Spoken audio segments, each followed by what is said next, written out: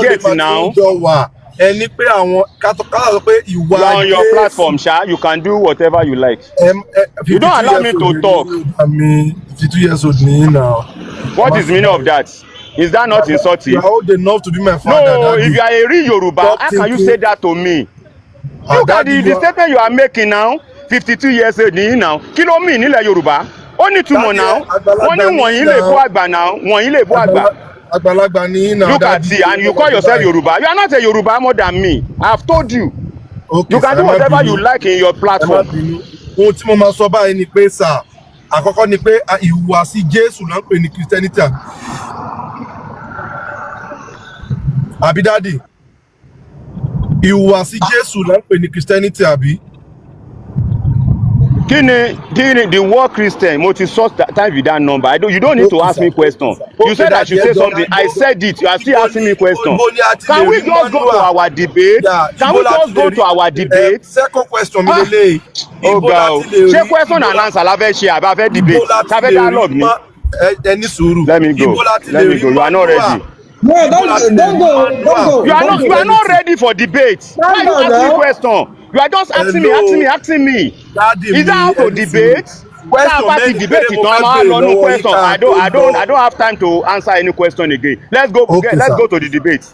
Second question is Ibola ti lè rí manual for Christianity. Manual for Christianity. Ṣé a lè rí nínú Quran? Hello.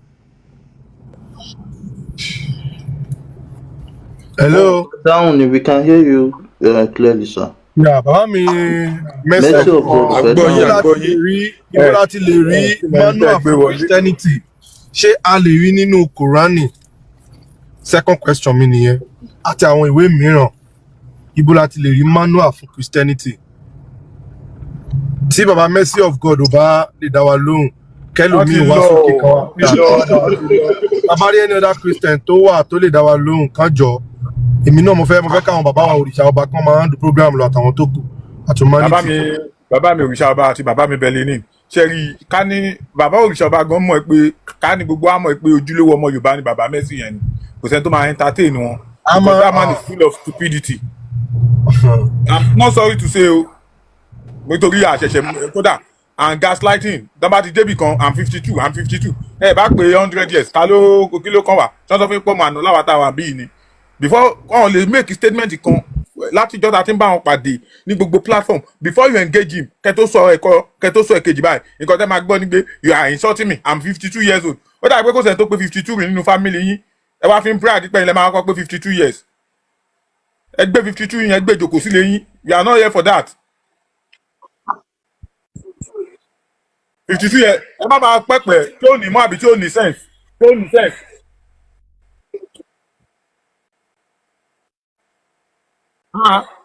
ìtẹ̀ mọ̀ yẹn sọ pé ká ní pé tifa shell.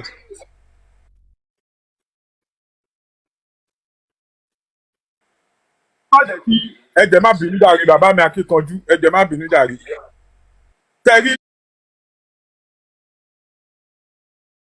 bàbá ṣì ń sọ fún àwọn èèyàn gaslighter ni bàbá yẹn when he comes in á sọ̀rọ̀ bíi pé òun ní sense bọ̀ kó tó sọ̀rọ̀ ọmọ mi òun ló máa mọ fake Yorùbá òun ló máa ní problem pẹ̀lú orúkọ tẹ̀ ń jẹ́ òun ìjọ kan náà ló wọ̀ bìkan ló ń pe sọ fún àwèkín pé òun pè rẹ̀ lọ́mọ Yorùbá ọ̀n já àwèkín tí àwọn èèyàn bá wá respond ẹ̀ sọ pé ẹ̀ ń ṣe original ọmọ Yorùbá wípé òun 52 years tó bá pé 52 years ń ìdílé yín gbogbo òdílé àwọn táwa àbí wọn pé 52 years and 52 years ò jẹ́ nǹkan kan lọ́dọ̀ tiwa kẹ́ kórí burúkú àti 52 years yẹn kẹ́ jókòó sílé yín tẹ́ bá mọ̀ pé 52 years ẹ fẹ́ máa sọ kiri lórí platform take that 52 years and sit in your family house. bá pè yín ní àgbàyà ní bíbá mo sọ Yorùbá ni ó dẹ̀ ní ìtumọ̀ ṣó ti yé yín so it's so annoying when I listen to all these Christians or many of them tá bá ń bá wọn ní ìjíròrò it is always makes sense when you tẹ́ bá jẹ́ Christian tẹ́ bá ń gbọ́ abẹ́ ṣèṣì pàdé irú èmi níbò mi o nǹkan kan tẹ́ ní láti understand ni pé go and learn to stay on context and when I say stay on context how can it take you over 30 minutes what is Christianity ìgbà tẹ́ tún fẹ́ ṣàlàyé ẹ wá bẹ̀rẹ̀ sí gbé àmúlò titi yín sínú ẹ̀ gbẹ̀ni lè wá sọ pé you are explaining character ó di èébú ó di insult I don't understand our people anymore. What is Christianity? Follower of Christ ni ó ìtumọ̀ ẹ̀. Àwọn tó àwọn alátẹ̀ emergency wọ́n máa fẹ́ jẹ́ sí Yorùbá sọ. Àwọn tó ń tẹ̀lé whatever you call Christian àbí kílẹ̀ tẹ̀sọ́ di English tẹ̀sọ́ di Yorùbá Christian àbí kílẹ̀ pé. Àwọn tó ń jẹ́ Christianity ni as simple as ABC, nothing else, nothing more. She understand? So ẹ má bínú ẹ̀yin èèyàn mi, but like I said, the more one thing I just want to establish for our èèyàn wa tá à ń ṣe kínní, mo kí yín o, iṣẹ́ takuntakun là ń ṣe kò easy o, we are in the age of awakening and Elédùmarè á pọ́n wálé.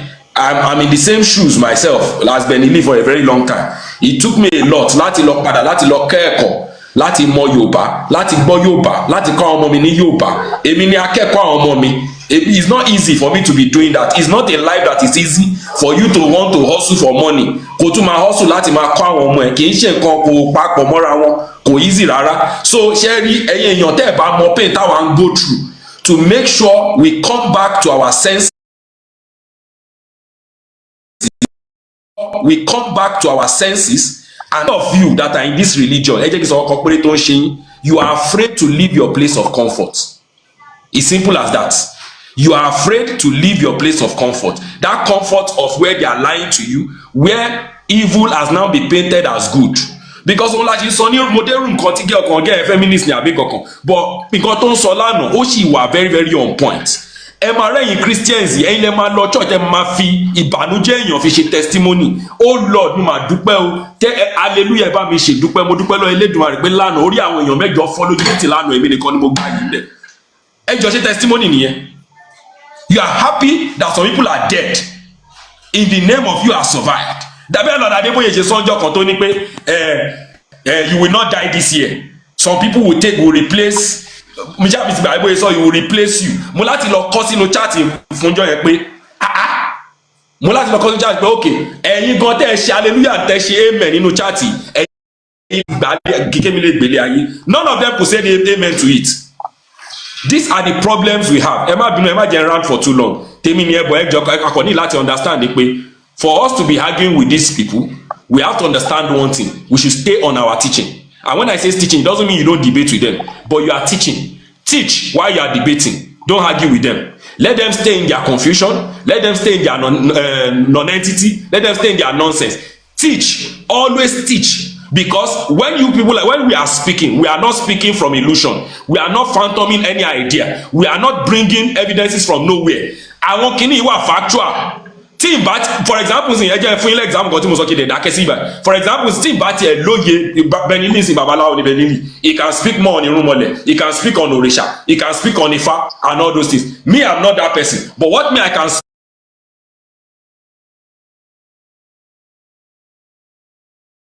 connotations of our ancestors to name energies or one thing or the other, but yet àwọn èèyàn wọn jórúkọ yẹn. But mo mọ Ọ̀rúnmìlà tán sọ pé Ọ̀rúnmìlà òkè Gẹ̀tì, bàbá kúkúrú òkè Gẹ̀tì, ó ní history, ó ní ìran, ó nílé. That's enough for me, even before I know any other thing above that. So ẹ jọ̀ọ́, like I said, let us continue to teach. Ẹ ṣé gan. Okay, ẹ ṣé gan bàbá wa, ẹ ṣé ojú òní tì yín.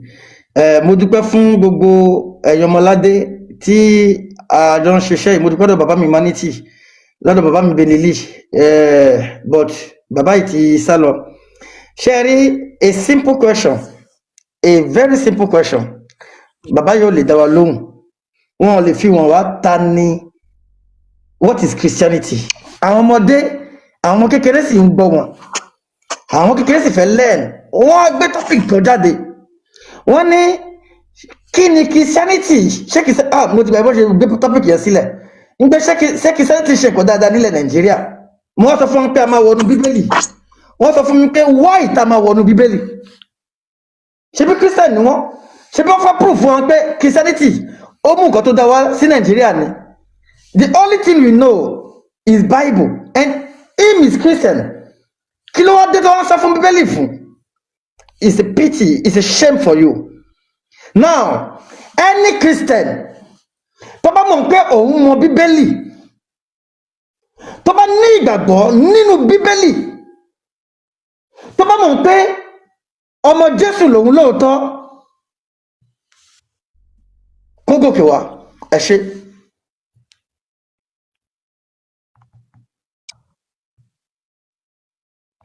bàbá mi ṣé àgùntàn ní àbí ẹrú Samflor ṣé àgùntàn ní àbí ẹrú ok àwọn tó mọ muslim máa bá yín sọ̀rọ̀ ẹ jẹ́ kí n fi. muslim ní àbí ṣé muslim ní. bàbá Délékè mo wà pẹ̀lú ṣebí muslim ní. bẹ́ẹ̀ àwọn àbẹ. ẹ káàbọ̀. nǹkan tí mo fẹ́ sọ ni pé nǹkan tí mo fẹ́ sọ ni pé. ẹ ní sùúrù.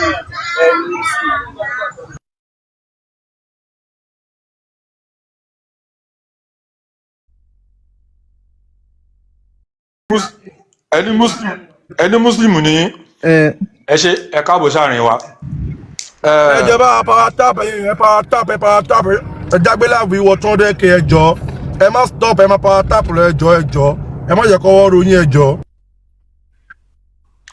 ṣé o bẹ́ẹ̀ ṣe jẹ́ muslim yìí ṣé ẹ lè sọ dáadáa márùn-ún tí ẹ̀sìn islam tó gbé wá fún wa nílẹ̀ yorùbá tí a ní tẹ́lẹ̀tẹ́lẹ̀ ṣe lè sọ fún wa sà. màá sọ fún yín.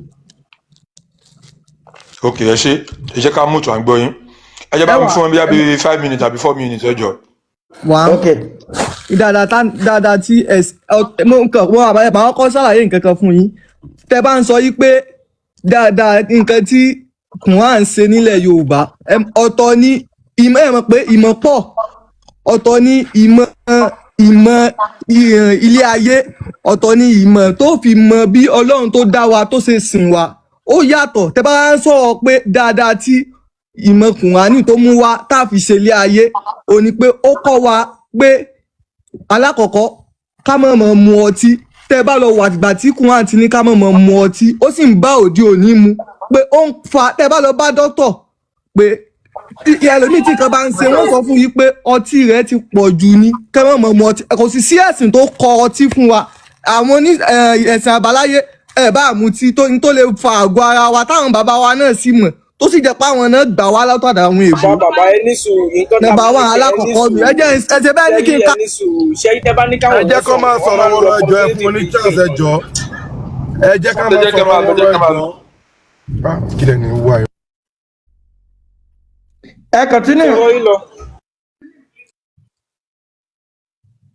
ẹ ti mute. sunflower à ń gbọ́ yín ẹ má bọ́rọ̀ yín lọ ẹ má wọrí. number one lèyùn ẹlẹ́ẹ̀kejì nǹkan tí ẹ̀sìn wa mú bá wa ni pé ọlọ́run ọba tó dá wa bó o láṣẹ mọ̀ ẹ̀sìn torí ọlọ́run ní pé òun ò dá àlùjànnú lásán àtàwọn èèyàn kì í ṣe pọ́lọ́n kan wà ṣe ẹ̀yin gan ṣe bímọ lásán ẹ tó bá bí ọmọ gan kò bí ọmọ lásán torí pé ó ní nǹkan kan tó fi bímọ ẹlòmíì bímọ pé òun fẹ́ fi ṣòwò ẹlòmíì bímọ pé òun fẹ́ pa oríṣiríṣi àníyàn ní kálukú ní ọlọ́run gan tó dá wa ó ní àníyàn tó fi dá wa ẹ kàn ní kí àwọn èèyàn mọ́ ṣẹ̀sìn kankan kí àwọn kan wá bìlífù yìí pé ẹ̀sìn wà tó o bá ṣe ó wọ àlùjànnà ẹ̀yin ò sì bìlífù ẹ̀ sì lẹ́rìí tẹ́ ẹ fi bìlífù àbẹ́rìí wo ló wà tẹ́yìn ẹ̀yin. ṣé kọ́ṣẹ̀ kan bèrè lọ́wọ́ ẹ̀ nìyẹn. ó náà mo ń sọ pé ẹ̀sìn ló mú wá bá ṣe wá sin ọlọ́run ọba tó dá wa ẹlẹ́ẹ̀kejì inú torí kò sí ẹ̀sìn kankan tó mú wá ìṣẹ̀sìn òmù bá ṣe sin ọlọ́run wa ẹlẹ́ẹ̀kejì inú tó yẹ yín. èmi náà fẹ́ jẹ́ mọ̀ mi ni mo fẹ́ jẹ́ mọ̀ mi ni ṣé ẹ ti gbọ́ ẹlẹ́ẹ̀kejì inú. ṣé ń gbọ́ ẹlẹ́ẹ̀kẹta ẹ̀sìn ló mú wá bá wa bí bá a ṣe ní mọ̀ ya owó èlò tó. ẹlẹ́ẹ̀kejì ní ẹ̀sìn kí ni ẹlẹ́ẹ̀kẹta. ṣe bá rẹ ẹ̀sìn náà lẹ ti ní sọ nǹkan sẹ́ni ìdáko ẹ̀sìn sí. náà ẹ ti sọ pé ẹ̀sìn àti kí ni àkọ́kọ́ ọtí àti ẹ̀sìn. kí ni kò dáa ni tẹ́yìn gan bá ní ọmọ tó ń yá owó èlé ẹ̀yin gò sọ fún yín pé ẹ̀yin tẹ́ bá rẹ̀ tó fẹ́ yá yín lówó èlé ẹ̀yin gò ní gbà àwọn bàbá wo sì kọ̀ fún wa pé ká mọ̀ yá owó èlé ẹ̀sìn ló jẹ́ àmọ́ àwọn nǹkan yìí pé ká mọ̀ yá owó èlé nǹkan tí ò dáa ni ọ̀tọ̀ ni ẹ̀sìn ẹlẹ́ẹ̀kẹta lè yun. ẹlẹ́ẹ̀kẹrin ẹ̀sìn ló jẹ́ àmọ́ bí a ṣe mọ̀ ṣe dáadáa sí àwọn òbí wa lọ́nà báwo ni pé o ò bá jẹ́ mùsùlùmù o ò bá jẹ́ kírísítẹ́nì o ò bá jẹ́ oníṣẹ̀ṣe kò sí ọ̀nà kí ọ̀nà tí àwọn bàbá rẹ ò bá ti dí ọ lọ́wọ́ nǹkan tó ń ṣe o mọ̀ ṣe dáadáa sí wọn. ẹlẹ́ẹ̀kẹrin nu. ẹlẹ́ẹ̀karùn-ún ẹ̀sìn ló já mọ́ yìí pé ilé ayé tá a wà yìí kò sígbàkigbà tó jẹ́ pé ọlọ́run ọba tó dá wò kó lè pa wá tó tí dáadáa bá ṣẹlẹ̀ sí ọ ẹ̀sìn ló já mọ́ pé kò séyàn kankan tó fi nǹkan kan kàn ọlọ́run lójú ó kàn báburú bá ṣẹlẹ̀ sí ọ ẹ̀sìn ló já mọ́ pé kò sí nǹkan kan tó kàn ọlọ́run lójú ó ṣẹlẹ̀ sí ọ ìtorí àwọn tí ó lẹ́sìn náà fi ń gbà pé ìyá kan ní í ṣe mí tó o bá ní ẹ̀sìn o ò ní gbà pé èèyàn kankan lè sí ọ ìtorí ẹ̀ mùsùlùmí lèmi bí nǹkan bá ṣẹlẹ̀ sí mi màá gbà márùn-ún nù ẹ̀yin náà ẹ ti bí mi lẹ́nu mi náà wá bí mi lẹ́nu. ó ti wà ókè.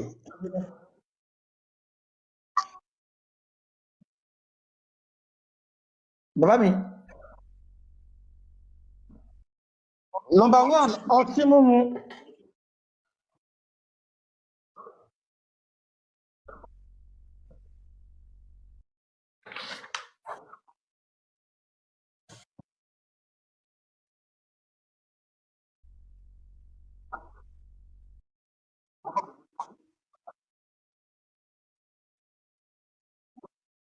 kò sí bí wọ́n ṣe máa sìn wà tó àwọn alágídí sì wà tó jẹ́ pé kò sí nǹkan tó lè sọ fún wọn nígbà bí àwọn ṣẹ̀ṣẹ̀ tẹ́ ẹ bá dé Saudi àwọn alágídí náà wà ẹ̀sìn òsì mo dàn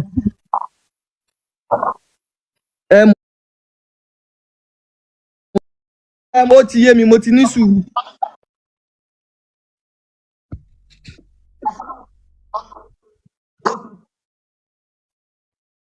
jẹ́ wípé èdè tí wọ́n fi kọ Quran àti àwọn tí wọ́n gbé ẹ̀sìn yẹn wá bá wa sọ ẹ tó kọjá wá dé orílẹ̀-èdè kọ̀ọ̀kan tí wọ́n ní ẹ̀sìn yẹn àbí tí wọ́n sọ èdè yẹn àbí tí wọ́n ń ka èdè nù Quran yẹn sọ yẹ ká bá ọtí níbẹ̀ yes or no.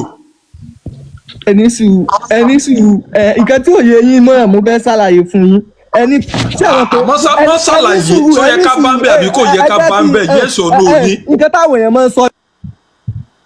tó bá béèrè question lọ́wọ́ ẹ̀ dáhùn yes or no máa yes or no ni kì í ṣe àwọn ẹgbẹ́ ló wà mí tó bá béèrè lọ́wọ́ ẹ̀ yes or no. ẹ má ṣì àwọn èèyàn lọ́nà kò sí nǹkan tó ń jẹ́ yes or no a jọ ń fi ọ̀rọ̀ gbọ́rọ̀ ni ẹ má sọ pé yes or no ẹ sá ní sọ pé yes or no ẹ ti ṣàlàyé tábà wá. ẹ má jà lọ́jà ẹ má jà ẹ ti jábọ́ ni. jábọ́ ẹ má jábọ́ ẹ má jábọ́ ó lè jẹ́ nẹ́tíwọ̀kì ẹ má jábọ́ ṣẹ́rí gbogbo lé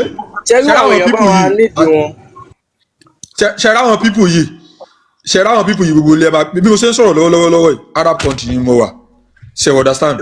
nǹkan tá a sọ ẹlòmíì hold on my brother ẹ bá mi mú tùwọ́ bẹ́ẹ̀ náà jàre ṣẹ́rí àwọn pípù yìí ara àwọn ọ̀rọ̀ tí wọ́n á gbé bá wa nílẹ̀ káàró jire nìyẹn tẹ́lẹ̀ ṣe ń pa lọ́wọ́lọ́wọ́ lẹ́nu. ẹ jí n sọ̀rọ̀ mọ́ ìgbéró kankan wá ẹ jẹ́ kí n sọ̀rọ̀ ẹ mọ̀ mú máìkì ẹ jẹ́ mi kọ́. farabalẹ̀.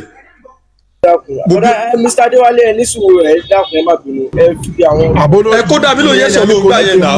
farabalẹ̀ àbólóyè burúkú ni ẹ ṣé wọ́n lè farabalẹ̀ ṣé wọ́n nìkan ló wà ń bí ni. ó yà ní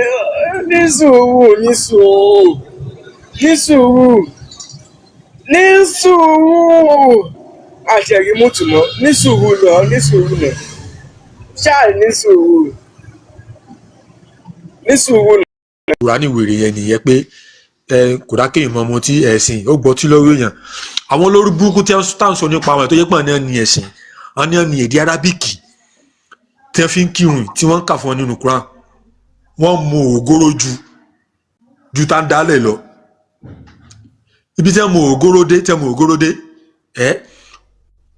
wọ́n bá fẹ́ sùn lóru nínú ilé àràbù mu ògóró gidigidi gan bọ́ọ̀tì wọ́n tó jẹ́ àlejò nínú ìlú wọn ò gbọ́dọ̀ bá lọ́wọ́ ẹ̀ wọ́n máa ṣe mísìkìlà fún ẹ wọ́n máa ṣe ń sùtà ìwọ kan wá jókòó sí Nàìjíríà tó jẹ́ pé ìrìn àjò orí ọkọjá Ìbàdàn sẹ́kọ̀ọ́ àbí Èkó sí Ìlọrin tó lọ sí other country tó mọ kí ní ìṣẹ̀lẹ̀ bẹ́ẹ̀ gangan wàá dé sórí ibì kan wàá mọ báwọn tẹ́ ń gbé bẹ́ẹ̀ tí wọ́n tó pé wọ́n ríran rí bẹ́ẹ̀ wàá báwọn hágì wàá mọ̀ sọ̀rọ̀ wèrè pé ẹ̀sìn ló mú pé kẹ́ mọ́ mutí wá ó bẹ́tà kó tó sọ ọ̀rọ̀ ọkọ̀ jáde náà kó wí ṣé kí ni ìṣẹ̀lẹ̀ nínú bíbá gangan arabu wọ́n mu fóònù nínú ọtí wọ́n mu fóònù nínú sìgá wọ́n mu fóònù nínú igbó wọ́n fa gbójú ẹ mọ́ lọ bẹ́ẹ̀ sì wáyé tí n bá gbé fídíò sí kámẹ́rà ní sẹ́ máa rí sìgá ní street by street tí wọ́n mú dẹ̀ máa bá wa ẹ̀sìn ló gbé kinní kan wá Oya, ẹ̀sìn ló gbé kinní kan wá. ṣé ẹ ti sọ̀rọ̀ ṣé kémi náà sọ̀rọ̀ báyẹn ṣé ẹ ti sọ̀rọ̀ lẹ́yìn pé a ti ń fi pẹ̀lẹ́pẹ̀lẹ́ sọ ṣé ipá ti ń fi pẹ̀lẹ́pẹ̀lẹ́ sọ. Mr. Sanflo ẹ má ti sọ̀rọ̀ ẹ jọ̀ọ́ àwọn pọ́ìntì yìí ẹ try nípa àwọn nǹkan tí Muhammadu mú wá tó jẹ́ nǹkan tó dáa so látòrí ọtí tí ẹ ti gbé mi fẹ́ béèrè even kápútà bá fẹ́ fa ọ̀rọ̀ gan Amadélèké ti sọ̀rọ̀ wọ́n ti pẹ̀lú pọ́ìntì ọ̀kan tán sọ wọ́n ti ká gbogbo ọ̀rọ̀ yẹn lẹ̀ so nípa wípé àwọn nǹkan tẹ́ ń lò lẹ́ni tó jẹ́ àǹfààní tí ẹ ń consume tí ọtí wà nù nǹkan tán fi ṣe you understand so gẹ́gẹ́ bí òfin Islam dẹ̀rẹ́ ìyẹn clear náà kò ní ìdí àlàyé púpọ̀ because gbogbo nǹkan ọ̀pọ̀lọpọ̀ nǹkan tá à ń lò lẹ́ni tó jẹ́ nǹkan òyìnbó ọtí wà ń bẹ̀ so and nínú òfin Islam ló wà wípé makana kathiruhu haraman faqaliluhu haram alqaida almuthbata òfin sharia principle tó ti stand nínú Islam ni pé makana kathiruhu haraman faqaliluhu haram ntí púpọ̀ rẹ̀ bá ti jẹ́ haram kékeré rẹ̀ haram ni like nǹkan tí púpọ̀ rẹ̀ bá ti jẹ́ haram kékeré rẹ̀ haram ni so definitely nínú Islam a gbọ́dọ̀ mú bẹ́ẹ̀ nìkan gbé irú èmi báyìí nísìnyí mo ní stout kékeré kan tí mo mú kú mẹ́ẹ̀ so mùsùlùmí ò gbọ́dọ̀ pé ìsìn kó wa gba ẹ má mú àdìsí mo ní ìdí díẹ̀ o. Ó yá ṣé kí n sọ̀rọ̀ ṣe bẹ́ẹ̀ ti sọ ẹdín sọ̀rọ̀. mo ì tí ì délẹ̀ bàbá yìí ẹ̀yin náà ẹdún ló kọ́ máa ẹni sùúrù ẹ̀mí ló kọ́ máa ẹ̀yìn ìlú rẹ̀ jọ àwọn sọ̀rọ̀ ẹ lè máa kó sí wọn lẹ́nu bí wàá wáyé la lè máa sọ̀rọ̀ ní ẹ̀pàlẹ̀ kan máa jọ ṣe agreement ṣe rí ẹni tó ń sọ̀rọ̀ yìí òun kò fẹ́ lecture yìí káwọn kò dákẹ́ tí wọn ṣó yẹ yí báyẹn nǹkan táwọn fẹ́ ṣe nìyẹn ẹni sùúrù ó yá Mr. Malik ẹ continue ọ̀rọ̀ yìí. ẹ ṣeun bàbá mi so tẹ bá tí mùsùlùmí bá dé bẹ́ẹ̀ sìn kò gbọ́dọ̀ fi ọwọ́ kàn kó fọwọ́ sínú ẹ̀ kó wá fi sẹ́nu so òfin yẹn ló máa ṣiṣẹ́ fún so mùsùlùmí ò gbọ́dọ̀ taste ẹ̀ rárá ni so ẹ̀dẹ̀ ń consume ẹ̀ lójoojúmọ́ ìyẹn jẹ́ báyẹn so another thing ni wípé wá ìtàlà ò ṣe tó bá yẹ pé ìmàlà ló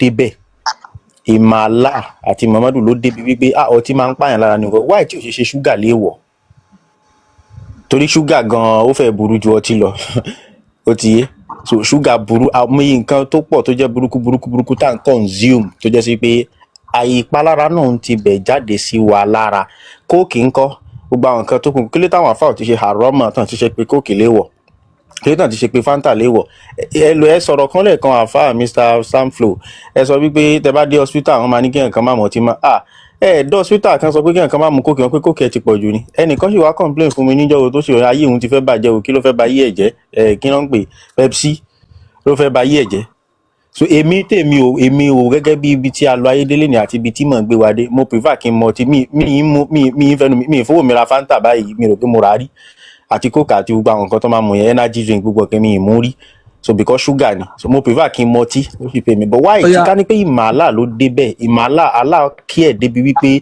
ìmọ̀ ẹ̀ pọ̀ gan ó mọ̀ pé aburú lọ tí ọtí burú gan ìmàlà ló débi pé ọtí le gan ó burú gan máa ń ba yéèyàn jẹ́ ni so why tí ò ṣe ṣe gbogbo àwọn nǹkan míì náà tó kù tó yẹ sí pé àwọn dókítà ń sọ fún wa pé ká dínkù why tí ó túmọ̀ sí wípé púpọ̀ nǹkan ni ò dáa jù ni ò dáa kò sí nǹkan tó wà láyé tó ní advantage tí ò ní disadvantage tiẹ̀ even ìrẹsì tẹ̀ ń jẹ carbohydrate gbogbo àwọn iṣu gbogbo àwọn nǹkan yẹn sugar wọn contain sugar tó yẹ sí pé kò gbọ́dọ̀ pọ̀ jù so làwọn lot of máa sọ fún wa wípé ká máa fi protein la àwọn nǹkan yẹn ká máa jẹ ẹyin ká máa jẹ ẹ̀fọ́ ká máa fi la gbogbo àwọn nǹkan tá à ń jẹ àwa ń jẹ sẹ̀mú lójoojúmọ́ ẹlòmíì máa jẹ sẹ̀mú láàárọ̀ ó máa jẹ iṣu lálẹ́ ó máa mu gàrí ní ọ̀sán so gbogbo àwọn nǹkan náà tó dẹ̀ ń kó ìpalára bá health wa ó ti yé báyìí nísìnyí so púpọ̀ jù nǹkan kò sí nǹkan tí ò pani lára kò sí nǹkan tí ò wúlò nínú gbogbo nǹkan tó wà láyé so àyàfi májèlé pọ́nbélé téèyàn mọ̀ pé ó kì í bá jẹ nǹkan yẹn máa kú instantly ó ti yé báyìí nísìnyí so àpọ̀jù nǹkan òun ni ò dáa káwá ní pé kí n wá dákẹ́ ǹsìn káwá ní pé ìmọ̀ àlá ló dé bẹ́ẹ̀ ló débi wípé so kí ló tó fi ṣe àwọn nǹkan tó kù òun ni tó fi ṣe léwọ̀. ẹ ṣe mo ti láì pé mo ṣáà ti délẹ̀ ṣá bọ̀rẹ́ ń tọ́jú. àmì ìkanjú ẹ ṣe mo láìkì béèrè tẹ béèrè mo láìkì ẹ gan kí náà ń pè ní ọtí nǹkan tí wọ́n bá ti fi alcohol-sí ṣé wọ́n fi alcohol sínú malt ẹ kọ́kọ́ dá mi lé ẹ̀yin gẹ́gẹ́ mo fẹ́ jẹ́ kẹ́ dá ẹ má mú tu ẹ jẹ́ kẹ́ sọ̀rọ̀ ẹ àwọn gẹ́gẹ́ mo fẹ́ jẹ́ kẹ́ sọ̀rọ̀ kẹ́lómi mọ sọ̀rọ̀ tó lọ náà ẹ tó sọ̀rọ̀ yìí gẹ́gẹ́ mo fẹ́ jẹ́ kó sọ̀rọ̀ ẹ tó Benny ló ń sọ̀rọ̀ ẹ ní sùúrù. Tán bá sọ pé kí ló ń jẹ́ alcohol, definition tó béèrè yẹn as a microbiologist or biotechnologist, wọ́n máa ṣàlàyé fún ẹ pé anything tó bá ti undergo fermentation processes, ṣó ń gbọ́ mi, òun ló ń pè ní alcohol. Ó ní step tó máa go through kó tó lè go through alcohol. Bread tó ń jẹ yẹn ó ní alcohol nínú. There are so many food. Fùfú tó ń ṣe yẹn tán ferment fọjọ́ mẹ́ta. Mi ìgbà irọ́ ni mi ìgbà irọ́ ni. Mi ìgbà. Ó lè lọ verify fúnra ẹ ní sùúrù. Bàbá mi bẹ̀rẹ̀ yíyá ẹjọ́ àwọn kílẹ̀ lẹ́yìn ẹ fi kíní ìwọ̀n ẹjọ́. Ó go through stages tí alcohol náà go through ní sùúrù. Paracetamol tó ń lò yẹn, OL tó wà lẹ́yìn ẹ̀ yẹn is an alkanol group. Gbogbo wa la lọ school. Alkanol ó yàtọ̀ sí alcohol. Ṣé alcohol kò yàtọ̀ sí alcohol ni? Ṣé gbogbo ọkọ la jọ lọ school? Group wo ni ethanol wá belong sí tí alkanol bá yàtọ̀ sí alcohol? Ṣé nǹkan tí kan bá belong sí nínú group kan? Ṣé nǹkan kan náà ni? All the alkanol family are called alcohol family. Go and make your findings. So anything tó bá ti ní all, postinol, tramadol, paracetamol, gbogbo ẹ̀ ló contain alcohol. Irọ́ ni gbogbo nǹkan tẹ́ ń sọ yẹn, irọ́ ni mi ìgbà rárá. Tẹ́ bá rí ẹ jẹ́ kí n sọ reason tí mi fi gbà. Tẹ́ bá lọ ra ọtí, wọ́n máa kọ iye alcohol tó ní. Ṣé wọ́n kọ alcohol tí malt ní? Ṣé kọ alcohol tí paracetamol ní? They went through fermentation processes same way. Ẹ̀yin náà ẹ̀wọ̀ ẹgbẹ́ ọ̀kan tẹ́ ń sọ, ẹni they went through. Ẹ̀yin náà ẹgbẹ́ ọ̀kan tẹ́ ń sọ náà. Ó yẹ kí n tún wá ṣàlàyé. Okay, ẹ jẹ́ kí n ṣàlàyé, ẹ jẹ́ kí n dẹ́gbọ̀n yìí lò. Ẹ̀gbọ́n tó wà Malik yìí ni o. Mo ti rí post wọn dáadáa, mo ti máa ń wo post wọn dáadáa. Ọ̀tọ̀ ni pé ẹni tó bá fẹ́ sọ̀rọ̀ tó bá fẹ́ pé Malik wà ní Imam Malik wà ní kí n kọ́kọ́ dá Imam Malik lóhùn. Àwa ní sọ́la ó kàn ní pé wọ́n lásán. So ní àwọn èèyàn báyọ̀ sọ̀rọ̀ wọ́n kàn máa lecture ẹ̀ wà ní Imam Malik sallallahu alaihi wasallam. So wà wá bá wọn sọ̀rọ̀ báyẹn ó yẹ báyẹn. Èmi ò gbá mọ̀ọ́mù ẹ̀yìn ọ̀dọ́ yín lẹ́tí lè mọ̀ pé mọ̀ọ́mù kì í ṣe mọ̀ọ́mù lọ́dọ̀ tèmi ó ti yé yín. Ẹ wá jẹ́ kí n sọ̀rọ̀ ọ̀tọ̀ ní ẹni sùn. Tó o bá ti lè ṣe àpọ́nlé fún ìmáàmù wa. Ẹ̀yin kí ni àbòsílẹ̀ ń ṣe wàláì ẹ̀ ní ìmọ̀ kankan ẹ̀ ní ìmọ̀ àbòsílẹ̀ ń ṣe ẹ má mú tì mí wàláì àbòsílẹ̀ ń ṣe gbogbo àwọn èèyàn dẹ̀ ti ń rí yín gbogbo àwọn èèyàn tó wà ní kíni wọ́n ti ń rí yín àbòsílẹ̀ ń ṣe ẹni sùn ẹ̀jẹ̀ ọ̀tọ̀ ni pé àwọn tó ní pé wọ́n mu ọtí ní Saudi. Kọ́kọ́ ṣe àpọ́nlé Imam Malik Musa. Ẹ ti tàbòsí bò ẹ má sọ dàbòsí àwọn èèyàn ń wò wá ẹ já sọ àlàyé ẹ má sọ dàbòsí. Mi ní kẹ́ ṣe àpọ́nlé fún Imam. Èyí ò ṣe mọ́ọ̀mù èdè ló gbọ́ kì í ṣe mọ́ọ̀mù ọ̀tọ̀ ni pé kíyàn gbọ́ èdè ọ̀tọ̀ ni kò mọ̀ ń pẹ́ ẹ̀sìn ó lọ kọ́ nípa èdè ni kò mọ̀ ń pẹ́ ẹ̀sìn méjèèjì.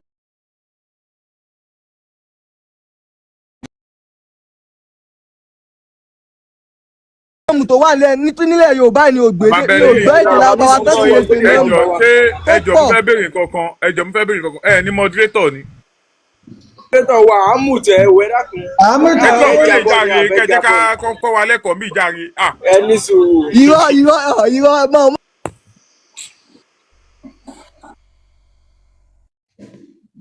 Okay, mo ti jẹ́ dàbí. Ìkan tẹ́mi ṣẹ̀fẹ́ tún ṣàlàyé fún kó tó Allah ẹlẹ́nu méjì òun ló ní kó máa mutí o òun ló ní kó máa jẹ ẹran tó ti kú òun ló ní kó máa ṣe something like that ṣe wá nígbà tó wá dé sálẹ̀ ó wá ẹni sùn ó wá padà ń sọ fún wọn pé wọ́n lè padà jẹ wọ́n lè padà mutí tó bá dé pé wọ́n ti fẹ́ rí pé wọ́n rí nǹkan kan jẹ mọ́ ìyá ti jẹ wọ́n wá rí nǹkan kan tó fẹ́ mu tó fẹ́ jẹ mọ́ so wọ́n lè padà ṣe gbogbo èyí òun dáhùn sí pé ẹlẹ́nu méjì so ìyá wa ẹ káàbọ̀.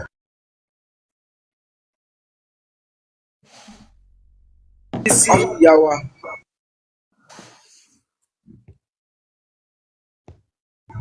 I didn't send the okay.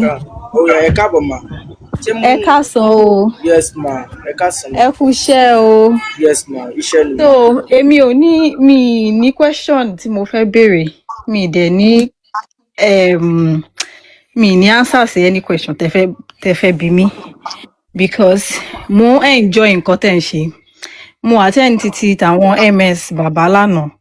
Èní sìn yìí mo ti ń attend ti Benny Lee.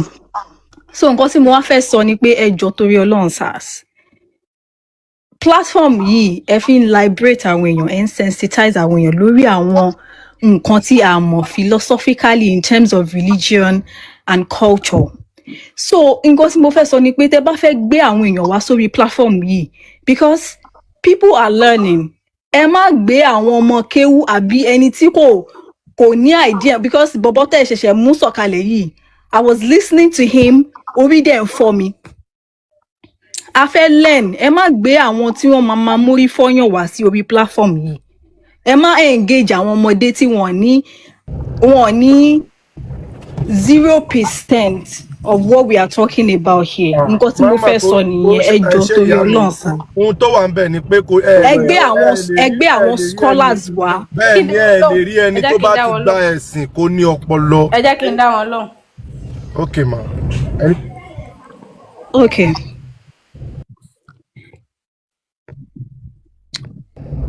Yeah, ṣé ń gbọ́ mi ìyá mi?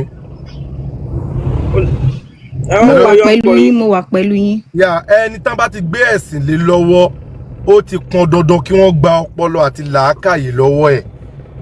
Tá a bá gbé ẹni tó jẹ́ PhD holder wá sí orí platform yìí, nǹkan tí ọmọ yìí ń ṣe náà ni PhD holder. Ẹni tó jẹ́ rector àbí VC ní university, tó jẹ́ rector ní polytechnic, tó jẹ́ bá provost ní college of education àbí vice chancellor ní university, provided tó bá ti lè gba ẹ̀sìn ohun tí bọ̀bọ̀ tẹ́rí yìí ṣe yìí náà ló máa ṣe.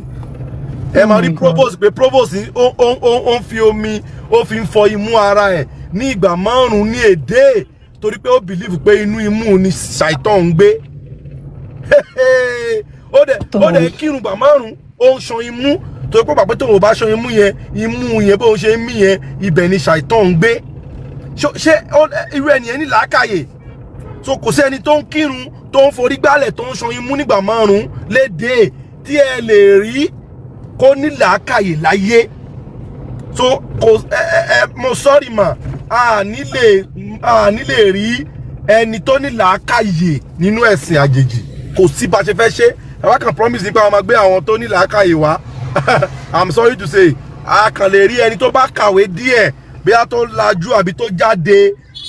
Bóyá tá a bá rí àwọn yẹn sà bọ̀ eléyìí ẹ má ẹ jọ̀ọ́. Ọlábísí ṣe ń gbọ́ ẹ máa gbọ́ ṣé ẹ máa wà wọ́n tẹ lọ́lọ́pọlọ o ṣé ìyẹn lè gbàwé ọdún kan ẹ má bínú tí ò dẹ̀ ní jẹun tí ò ní mu kò dẹ̀ ní ṣínú tí ó possible. Àbú ni. Àwọn scholar wọn nìyẹn o. Àwọn scholar nìyẹn o. Ó lè lóyún kó dẹ̀ kú kán wá sin pẹ̀lú oyún yẹn kí ọmọ yẹn dẹ̀ dàgbà nínú sàárè. Scholars ló sọ èyí tẹ̀ ń sọ yìí o scholars là ń sọ. Ó lè jáde láti inú sàárè kó máa domi aró nù kó wá tún padà kó máa mu ọmú òkú yẹn kó dẹ̀ dàgbà kó dẹ̀ jáde kó dẹ̀ di celebrity sáwà ní ìgboro. Ṣé ti gbọ́ rú story yẹn rí? Ẹ ti gbọ́ story ẹ lọ kí ló fẹ́ lè rí. Ṣé kó sọ pé màláìkà kan ló máa ń gba àtọ̀ bóyá ọkùnrin àti obìnrin ní nǹkan pọ̀ lọ́wọ́ màláìkà kan yóò wá sáré gba àtọ̀ yóò wá gbé lọ sọ́dọ̀ Allah. Gbé lọ sọ́dọ̀ Allah wá béèrè lọ́wọ́ ẹ̀ pé. Mo ń gbọ́ yín sà.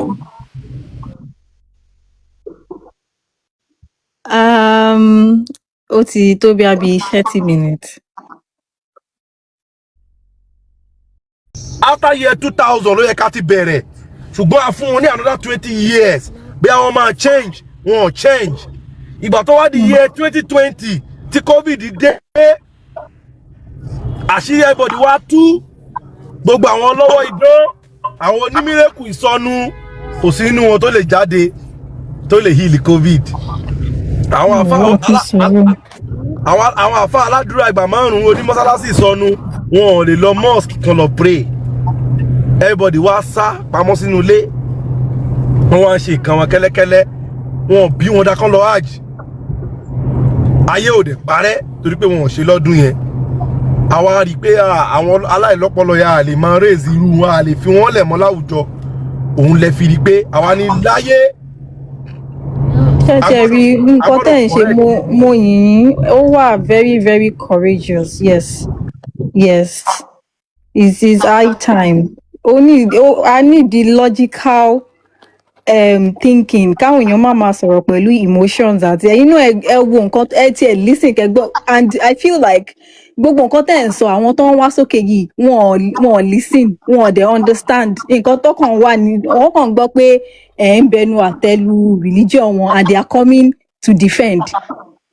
They have not they've not been listening all this while to everything that you guys have been saying. Wọn ò gbọ́ nǹkan tí wọ́n fẹ́ wá ṣe ni wọ́n wá fẹ́ defend pé wọ́n sọ̀rọ̀ sí ànábì mọ́mọ́ wọ́n sọ̀rọ̀ sí Jesus Christ ẹ jẹ́ kí wọ́n wá defend wọn nǹkan tó ń wá ṣe nìyẹn. A dẹ̀ need àwọn tó máa jókòó tí wọ́n ní sọ̀rọ̀ pẹ̀lú emotion tó máa gbọ́ nǹkan tẹ̀ ń sọ wọ́n dẹ̀ máa wá pẹ̀lú evidence tẹ̀ ń sọ pé kan mú wa but all of those people that you've been bringing up wọn kì í wá pẹ̀lú anything they are always coming to defend. Ìyára Ọlábísí ṣé kò lè ẹ̀yin wá ẹjọ́ mo fẹ́ ṣe ìdánilẹ́kọ̀ọ́ kékeré kan. àbájúmọ́ ni bàbá wa o. Àsọ̀kò fún wa lára wa o. Ìrọ̀kẹ́ lọ́wọ́ ìlẹ̀kẹ̀ lọ́rùn sóò ní ọmọ o. Yes. Ọlá ó fẹ́.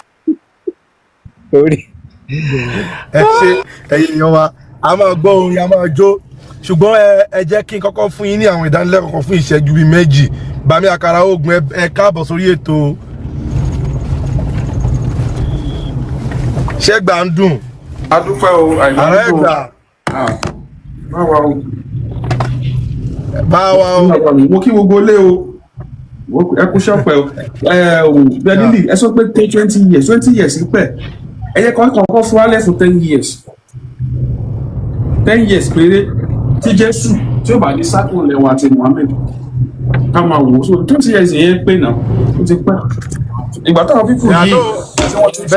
Bẹ́ẹ̀ni bàbá mi mo ní àti kọ́kọ́ fún wọn ní 20 years láti year 2000 so 2020 ni àṣírí wọn padà tú tán tí gbogbo ẹ̀ tí gbogbo ẹ̀ kánlẹ̀ tí àṣírí wọn tú tán so báyìí a lè ti lo 5 years báyìí lẹ́yìn 2020 yẹn àti lo 5 years àti rí ẹni ìgbà ó lábẹ́rẹ̀ àti lo 5 years 2020 yẹn bẹ́ẹ̀ni so ẹ̀yin èèyàn wa àkọ́kọ́ nínú ọ̀rọ̀ tí mo fẹ́ bá yín sọ lónìí pé mo béèrè question kan lọ́wọ́ bàbá yẹn lẹ́ẹ̀kan bó tẹ̀lé pé mo ń drive network mi ò dáa ṣùgbọ́n mo fẹ́ kẹ́ tún gbọ́ ọ̀rọ̀ yìí kó clear sí yín dáadáa question tí mo kọ́ béèrè lọ́wọ́ wọn ni pé kí ni Christianity ohun tí mo dẹ̀ fẹ́ kẹ́ bá mi máa béèrè lọ́wọ́ àwọn Christian tó bá wá sí òkè lónìí nìyẹn wọ́n dá mi lóhùn pé Christianity ni àwọn tó bá ti ń tẹ̀lé Kristi tí wọ́n ń pè ní Jésù tí wọ́n hu ìwà bíi Jésù tí wọ́n ń ṣe bíi Jésù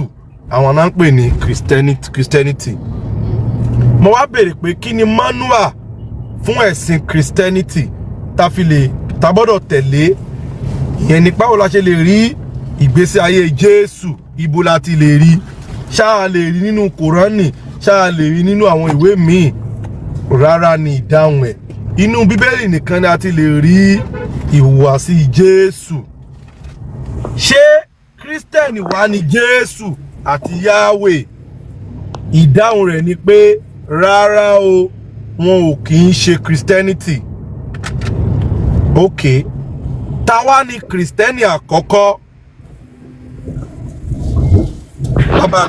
bàbá mi Àkàrà Ògùn táwa ni Kristẹni àkọ́kọ́ Kristẹni àkọ́kọ́ ni à ń pe orúkọ ẹ̀ ní Pọ́ọ̀lù òun àti àwọn èèyàn ẹ̀ ní Antioch ni ó fọ́ọ̀mù Christianity ta ni Kristẹni àkọ́kọ́ yẹn ó ṣe pàtàkì fún wa bí ta ni mùsùlùmí àkọ́kọ́ ṣe pàtàkì fún wa torí a mọ̀ pé Yahweh gan ò kì í ṣe Christian so tó bá ní òun lọ́lọ́run àwọn Christian kò pera ẹ̀ ní ọlọ́run àwọn Christian ọlọ́run àwọn Israel ló pera ẹ̀ so now Christianity ti wá after kò ń ṣe orílẹ̀-èdè Israel gan Jewish ni wọ́n di òní olónìí Judaism dẹ̀ ni wọ́n ń tẹ̀lé so wọn kì í ṣe Christian ta ni Kristẹni àkọ́kọ́ then tó bá jẹ́ pé Paul ni Kristẹni àkọ́kọ́ ṣé súnà Jésù làwa ń tẹ̀lé ni àbí súnà Pọ́ọ̀lù? Torí ọ̀pọ̀lọpọ̀ ìwé tó kọ nípa Jésù ò kọ ìtàn kankan nípa ara ẹ̀, àwọn bíi àdìtì lásán ni tàdé máa ń sọ pé ó dọ̀yìí ó sọ yìí bí àwọn ìtàn tí Lúùkù, Pọ́ọ̀lù àtàwọn Rómà kọ nípa Jésù ṣe rí nìyẹn. Therefore a ní láti mọ ìdáhùn sí àwọn ìbéèrè wọ̀nyẹn. Tá bá ti wá mọ ìdáhùn yẹn, Christianity tó bá ti jẹ́ pé Bible ní manual wọn tẹ́lẹ̀ ní pé Christianity mú development wá, ibo láti lè rí kà nínú Bíbélì development tán mú wá? Ṣé Jésù tó dá school sílẹ̀ tó ti ń kọ́ àwọn èèyàn ní ẹ̀kọ́ tó yẹ pé ẹ̀yìn ìgbà tí Jésù wá kú tán làwọn missionary wá bẹ̀rẹ̀ sí ní pín school kiri? Ṣé Jésù tó dá hospital lẹ̀ tó ti ń tọ́jú àwọn èèyàn, àbí ṣe ló ń ṣe mírèkù tó ń yìlì wọn? tó yẹ pé àwọn missionary ló mú hospital wá fún wa. Àwọn kan tá máa fẹ́ sọ nìyẹn pé Christianity mú development balẹ̀ Yorùbá, pé àwọn náà mú kinní kan wá, báwọn náà gbé kinní kan wá, báwọn náà gbé education wá, àwọn náà gbé kinní kan. Westernization yàtọ̀, education dẹ̀ ti wà nílẹ̀ Áfíríkà tipẹ́tipẹ́ káwọn òyìnbó tó rẹ education gan. So divination Christianity àwọn bàbá 52 years old ni westernization àti British Portuguese ideology tí wọ́n gbé wá fún wa nílẹ̀ Yorùbá. Òun làwọn máa ń rí as development. Wọn ò dẹ̀gbà pé tá a bá continue pẹ̀lú àwọn kan táwa ń ṣe àti máa develop jù báyìí lọ. So àwọn ìbéèrè wọn yóò ṣe pàtàkì láti approach àwọn Christian tó bá ń bọ̀ lókè. Ká ṣàlàyé fún wa kí ni Christianity, kí ni manual Christianity.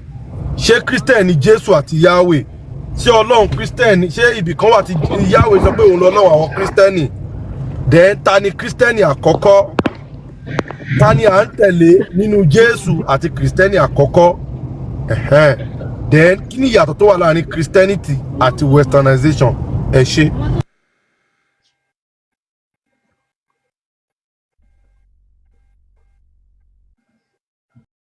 Ẹ káàbọ̀ yá wa, fẹ́ gbóhùn sókè.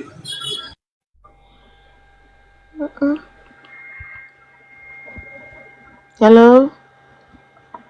Hello? Alright, I'm sorry, Emma Binu, sir. Thank you to the host and everybody in the box. Good afternoon. I just want to ask a question. Mo fẹ́ béèrè ìbéèrè kan ni, like, is there any platform fún àwa báyìí tá ṣẹ̀ṣẹ̀ join ìṣẹ̀ṣe coming from other religion tá ti wá rí pé okay o, ìṣẹ̀ṣe is the right path fún wa tó yẹ ká tẹ̀lé, but yeah, virtually everybody ló ní background ìṣẹ̀ṣe, but àwa tá ṣẹ̀ṣẹ̀ join tá ní background orientation, but probably nǹkankan issue of life ó jẹ́ ká doníṣẹ̀ṣe, and from there we got to know that no, I think this is the right one.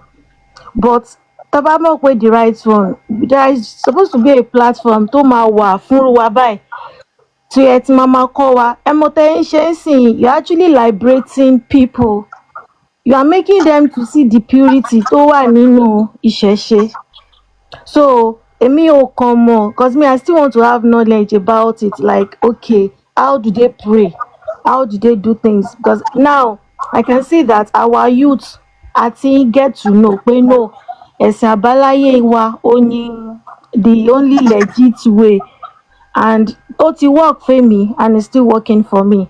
But tí bá dé midst of my friends, I can only say few points láti fi justify me. So I really want to have a better knowledge and understanding about this religion itself, so that the little experience tèmi ti ní from my background àti tí mo bá tún ti ní fún èèyàn àgbààgbà tẹ́tí wà nínú ìtàbá yín nínú ẹ̀, is going to actually help us to preach about this religion called ìṣẹ̀ṣe. Nǹkan tèmi kàn ṣe wo kéèké, let me just come up and ask this question.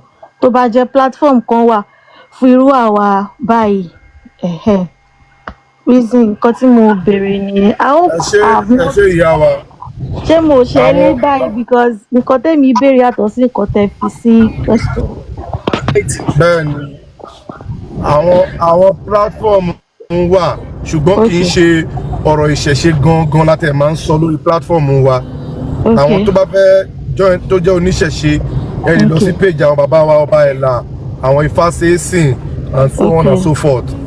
Wọ́n wà ní orí TikTok yìí náà àwọn ẹ̀rọ máa ṣàlàyé ìṣẹ̀ṣe fún yín. Okay, I went on your DM. Ọ̀rọ̀ tí wà níbí àwọn ọ̀rọ̀ ewu bẹ́ẹ̀ ni ẹ lè wọ DM mi náà mo lè lékè pẹ̀lú àwọn kankan. Alright, ẹ ṣé gọ̀ọ́sà tẹ́. Ẹ ṣé ṣùgbọ́n àwọn tí wà lórí program wa ń bí ewu tí ó wà ní ẹ̀sìn àjèjì. Olódùmarè á tún máa fún yín. Ẹ ṣé ìyá mi ẹ ṣé.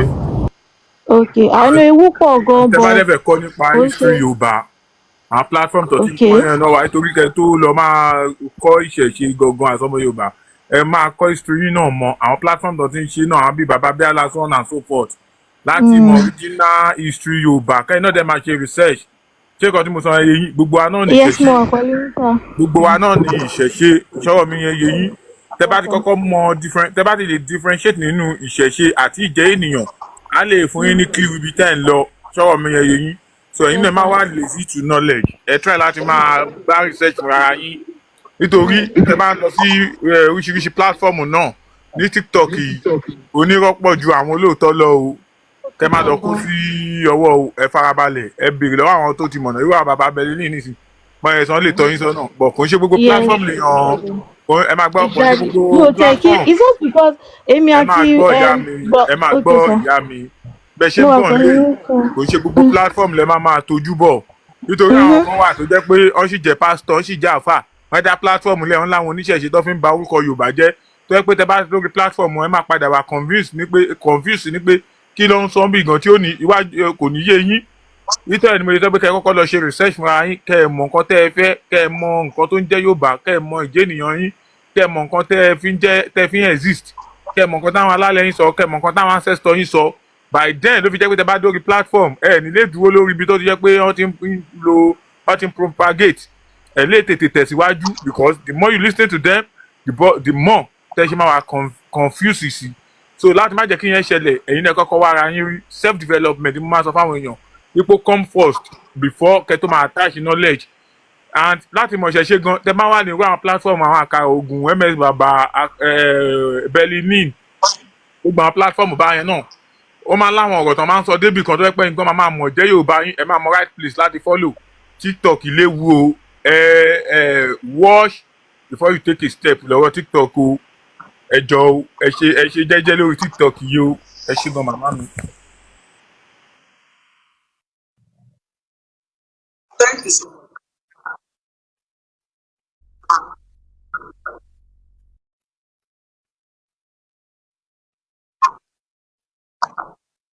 So tala tó rí tó fẹ́ ó dà pé nìkan náà lọ sọ ẹ̀dùn jẹ́ akíkanjú so akíkanjú kí lè fẹ́ bá wa sọ padà. Ṣé lédi yẹn ti lọ ni mo fẹ́ sọ̀rọ̀ ó wà ń sálẹ̀ ó wà ń sálẹ̀ ẹ máa sọ. ok ẹ má bínú ẹ jọ̀ọ́ torí bí lédi yẹn ṣe wá béèrè and I know it comes from a place of sincerity for our questions nǹkan tí mo kàn fẹ́ help wọn humanity ti sọ some few things. One, ìyá mi tẹ́ bá ń gbọ́ mi tẹ́ bá wà ní chat ẹ lè jẹ́ kí n mọ̀ pé ń gbọ́ mi. One, ìṣẹ̀ṣe kì í ṣe religion. Ẹ jẹ́ ká take away the mindset of nǹkan tó gbélé wa lọ́wọ́. Ẹ jẹ́ n bẹ̀rẹ̀ báyìí. Something that is good does not need to be preached about. Ìṣẹ̀ṣe kò sí anybody wa tó preach fáwọn tó wà ní Caribbean tó wà níbi tó wà ìṣẹ̀ṣe tẹ̀lé wọn débẹ̀ ni ìyá mi ṣe ń gbọ́ mi Mrs. Bello ok ma tẹ bá wo historical preferences wa ilé ayé wa ṣe rí gbogbo àwọn tó wà ní Caribbean lẹ́ni àwọn tó wà ní jìnnàjìnnà tán sí ní ilé pẹ̀lú wa wọ́n dẹ̀ ń practice ìṣẹ̀ṣe ńlẹ̀ bàbá wọn.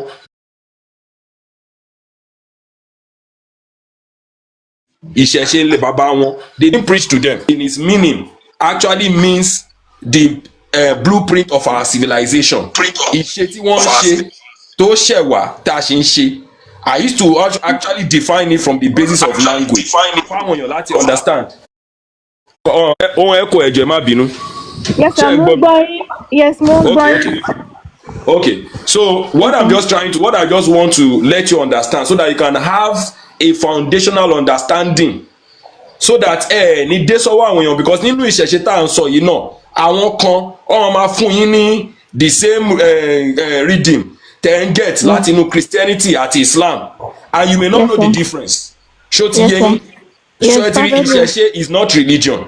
Let nobody preach that to you. And in ìṣẹ̀ṣe ifun àwọn babaláwo wa gan bú bẹni lítọ́ àwọn ibà they will not preach, they will not tell you something based on fear and conquer. If ìṣẹ̀ṣe does not preach fear to you that if you do not do this you will be this, if you not do that you will be that, it does not happen. Ṣó ti yé yín? So tó bá sọ fún yín pé kí ni ìṣẹ̀ṣe ẹ jẹ́ wá túmọ̀ ẹ̀bẹ̀ mi ṣe mọ̀ o torí ìfàsí ifá kan péré ló kọ́ èmi ní ìtumọ̀ ìṣẹ̀ṣe.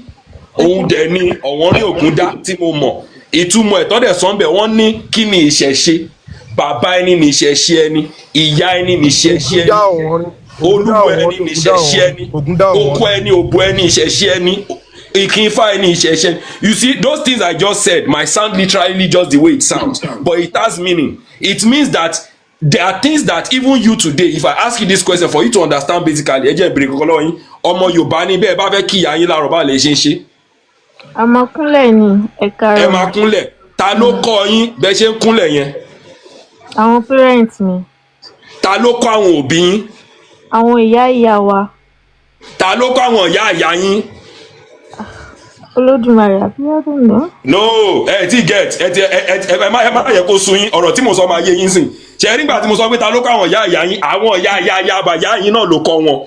Nǹkan tí mo try sọ fún yín ni pé when we look at it the loop will never stop. It means that there is a source of that lesson. So that is why they call ìṣẹ̀ṣe ancient knowledge. Do you get what I'm trying to say? Because many things we practice today, many of us don't know the inception. Àmọ́ bí tó ti bẹ̀rẹ̀. Ìyẹn la ṣe ń pè ní ìṣẹ̀ṣe because kíkí tá à ń dọ̀bálẹ̀ tá à ń kúnlẹ̀ tá à ń sí ọbẹ̀ tá a mọ ọmọlúàbí wa and all those things they are blueprints tó wà under the umbrella of ìṣẹ̀ṣe. So if anybody within that umbrella now decide that pé èmi fẹ́ create a religion out of it, that's their own prerogative. Because for example say àwọn tó wà ní Caribbean tó ń ṣe Santeria condomble, I cannot take away what they are doing from them because that's the only way they could survive the old transatlantic slavery. There's a history to that.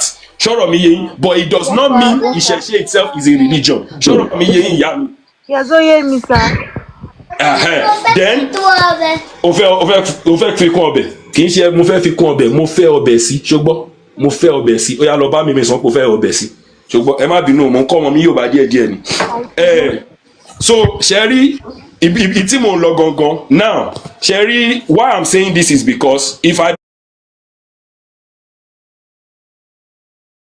don't tell you, if people are coming out of a religious ideology but another fraud tó jẹ́ kí wá sókè wá sọ fún yín ni pé in this modern era we have come to start translating our life from the lens of our colonial masters, their language. In our society there's nothing called religion. Ṣó ti yé yín àmúwá àbíkán yín sọ àtàmọ̀ ló fà á tí a fi ń sọ pé ẹ̀sìn religion. I'm very sure tá a bá lọ wádìí ọ̀rọ̀ tó ń pè ní ẹ̀sìn yẹn àbí kíní yẹn kò sí kankan tó ní í ṣe pẹ̀lú religion because if you look at the etymology of religion it has nothing to do with the etymology of ẹ̀sìn. So the same way náà lọ́ọ́ yẹn máa sọ fún yín gẹ́gẹ́ bí ọmọ Yorùbá ń sìn pé kí ló tẹ̀ ṣe ń bọ omi tẹ̀ ṣe ń bọ igi. They will now turn it to worship. That's not what it means. Láti bọ nǹkan it means to honour. Àbí tí wọ́n sọ pé mo bọ̀wọ̀ fún yín Mrs. Bello kí ni mo mean? Yeah, pé respect me. Thank you. So the root word is bo, but what we understand, our ancestors understand is that everything on this earth nílé ayé yìí is a living being. No matter how you want to see. Gbogbo ètò òyìnbó classify non-living and living thing yẹn kò kan ayé kò kan wá. That is why our own prerogative of understanding should be different because ṣẹ́rí òkúta tó jẹ́ àpáta yẹn ó ní ẹ̀mí èyí tó jẹ́ omi ó ní ẹ̀mí because without them or without their existence there are some things that will not happen. Ìtọ́jú ẹ̀rọ yẹn pé tẹ bá wà ní northern side tí mountain side wà ẹ máa bèrè lọ́wọ́ ara yẹn pé ṣebí ibi tó mi wà ló yẹ kí a máa tàn tí máa mú jù